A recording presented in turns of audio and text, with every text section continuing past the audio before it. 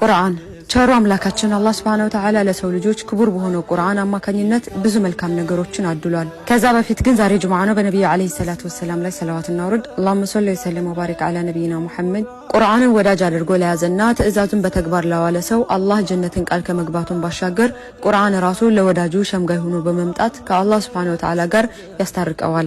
በተቃራኒው ግን ከቁርአን ትእዛዝ ችላ ያሉትን ከረሱል አለይሂ ሰላቱ ወሰለም አስተምህሮ ያፈነገጡትን ቁርአን ራሱ ጠበቃ በመቆም ጀነት እንዳይገቡ ይከራከራል። ታዲያ ተአምራዊ የአላህ ቃል ከልብ አስተንትነው ባነበቡት ቁጥር ቀልብን የሚያለሰልስ የልብን በሽታዎች ጠራርጎ የሚያስወግድ ለየትኛው መንፈሳዊ ሆነ ስጋዊ በሽታ መድኃኒት የሆነ ድንቅ የአላህ ንግግር ነው። ቁርአን እያንዳንዱ የህይወት ዘይቤያችንን ከመዳበስ ባለፈ በውስጥ ምንም አይነት ስህተት ባለመኖሩ የአላህ ጠበቃ በማግኘቱ ሙስሊም ባልሆኑ ሊቃውንቶች እንኳን እውነተኝነቱን መመስከር ችለዋል። ቁርአን ያለፈውን አስታዋሽ የሆነውን ነጋሪ የወደፊቱን ተንባይ ሁሉን አቀፍ መጽሐፍ ነው። ከሌሎች አላህ ካወረዳቸው መጽሐፍቶች ለየት የሚያደርገው በእያንዳንዱ ፊደላት አጅርን መያዙ ነው።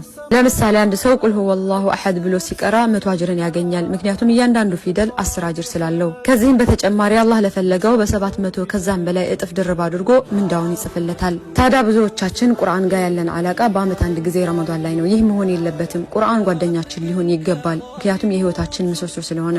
ዛሬም ጁምዓ እንደመሆኑ መጠን ያው ሱረቱል ከህፍን እንደቀራችሁ ተስፋ አደርጋለሁ። ይህንን ቪዲዮ ሁላችሁም ከወደዳችሁ ሼር፣ ሪፖስት፣ ኮፒ ሊንክ አድርጉልኝ። ሰላም አለይኩም ወራህመቱላህ።